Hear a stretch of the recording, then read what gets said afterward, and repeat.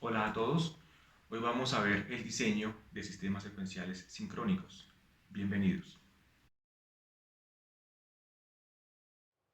Veamos un típico ejemplo. Este es un semáforo que inicia prendiendo una luz roja, posteriormente la amarilla, posteriormente solamente la verde y así vuelve a repetir la secuencia. Adicionalmente tiene un control que es un interruptor que puede dejarlo intermitente el color amarillo únicamente. Entonces, una definición puede ser un sistema electrónico digital caracterizado por un número finito de estados y la transición de los mismos según las entradas, una señal de reloj y el estado actual. Como son sistemas electrónicos, cada estado está asociado a una secuencia binaria específica. Cada uno de los bits es almacenado en un flip-flop. Las etapas de diseño son: primera, especificaciones del problema; segundo, caracterización del mismo; tercero, diagrama y tabla de estados; cuarto, selección del flip-flop; quinto, elaboración de tabla de excitación de flip-flops; sexto, diseño y funciones de entradas a los flip-flops; séptima, implementación; y octavo, prueba.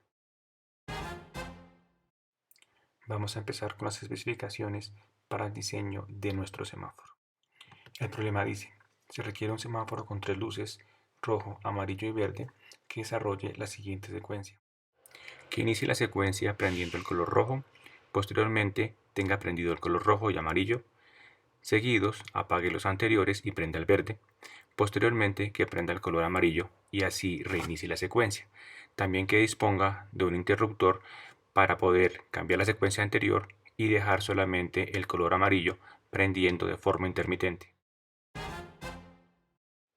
Para caracterizar el problema, veámoslo como una caja negra con los siguientes puertos: entradas, la señal A, que maneja el tipo de secuencia; el reloj, que sincroniza el sistema; y las salidas R, rojo; A, amarillo; y V, de verde.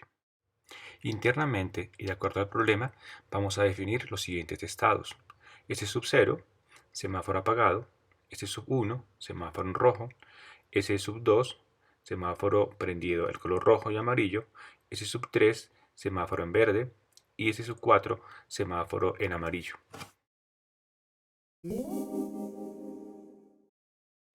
Según la formulación del problema y la caracterización anterior, definimos la siguiente transición de estados cuando la variable a es igual a 1.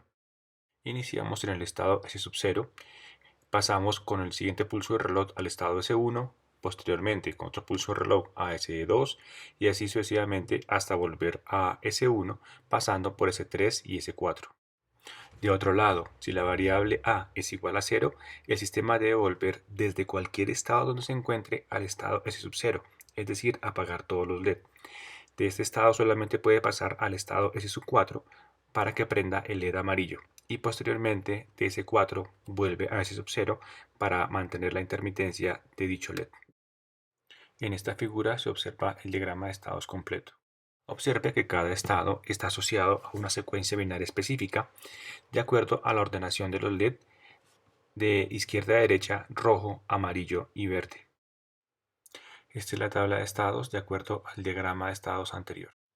Observe que la variable de control A es la que condiciona el paso de un estado presente a un estado futuro.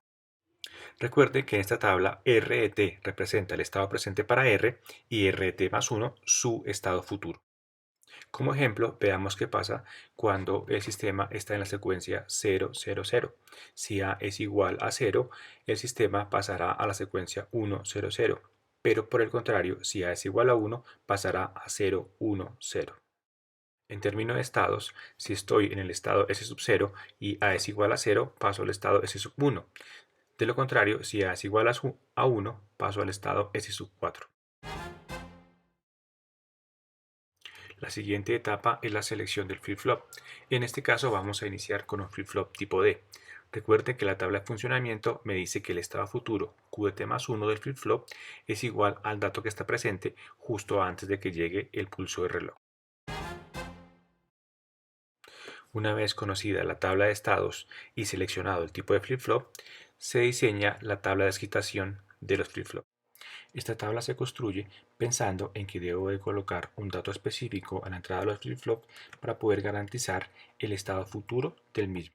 Por ejemplo, si el dato actual de R es 0 y se requiere que el dato futuro, una vez llegue el pulso de reloj, sea 1, el dato que debe estar presente a la entrada del flip-flop es 1. De esta forma, y teniendo en cuenta la tabla de estados, se debe llenar toda la tabla de excitación de los flip-flops.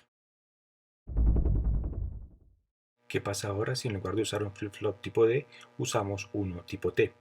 En este flip-flop, la salida no cambia si la entrada T es 0. Es decir, si es 0, sigue siendo 0 después del pulso de reloj, y si es 1, sigue siendo 1.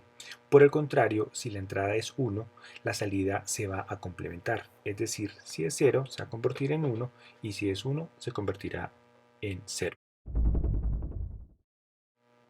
Sigamos con el flip-flop tipo D, y ahora se calculará la función de entrada de cada uno de los flip-flops.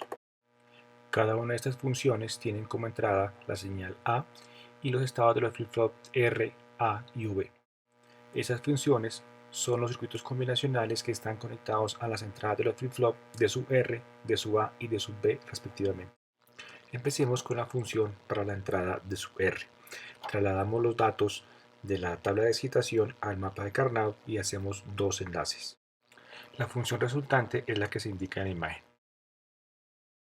Las siguientes son las funciones para de sub A y de sub B respectivamente.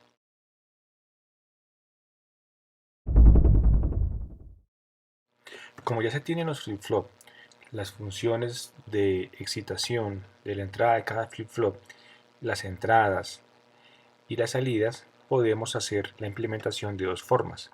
La primera es con circuitos integrados, como aparece en la simulación. Observe que cuando A es 1, se reproduce la secuencia normal del semáforo, y cuando A es 0, el LED amarillo se queda en estado de intermitencia. Para utilizar este circuito se requiere un pulso de reloj. En este caso lo vamos a implementar usando el integrado 555 como aparece en la figura. La otra forma de implementar el diseño es utilizando una FPGA.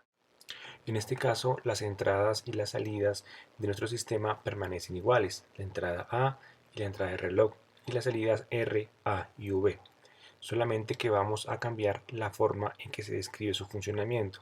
En este caso vamos a usar un lenguaje de descripción de hardware VHDL. Dicho programa va a quedar embebido en una board Basis 3, como aparece en la imagen. Iniciamos definiendo la entidad con la configuración de puertos que ya hemos utilizado anteriormente, es decir, entradas A y el clock y salidas R, A y V. Continuamos definiendo la arquitectura y las señales requeridas para su funcionamiento interno. En este caso definimos 5 estados, S0 hasta S4, las señales de estado presente, estado futuro y un reloj interno de menor velocidad. En la señal secuencia 1 vamos a guardar la secuencia de bit propia de cada estado. La arquitectura tiene dos procesos. El primero, que se dispara por el reloj y que simplemente actualiza el estado del sistema. Por defecto, el sistema inicia en el estado S0. También hay que tener en cuenta que la transición entre un estado y otro se hace efectiva solamente en el flanco de subida del reloj. Un cambio en la variable estado actual activa un proceso en el cual internamente por medio de un case se verifica en qué estado se encuentra, se asigna la respectiva secuencia binaria y de acuerdo a la variable A se asigna también el estado futuro. A continuación se muestra el resultado de la simulación en VHDL. Se puede ver claramente el cambio de secuencia cuando la variable A es igual a 0 o es igual a 1.